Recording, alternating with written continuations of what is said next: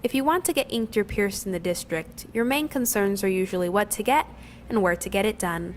But if a new DC safety proposal were to pass, customers would have to wait 24 hours after the initial consultation visit before getting tattooed or pierced. In addition, anyone who seemed to have a communicable disease would have to be turned away. Some shop owners say this sounds like government overreach. To try to force people to wait 24 hours to get tattooed, to me that says you can't make good decisions, so we're going to make them for you. And that's not what the government's supposed to do. The government also shouldn't tell me that I can't tattoo someone that has hepatitis or AIDS. I've tattooed people with both. I don't have it. I don't transmit it.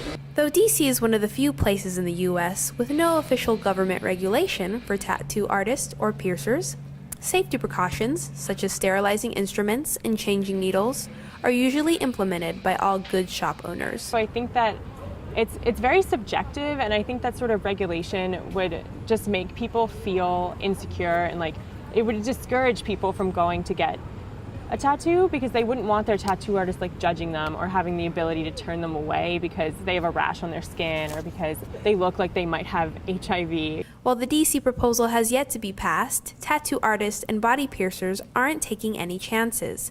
Jinx Proof Tattoo Shop has already established an online petition to stop consideration for the regulation.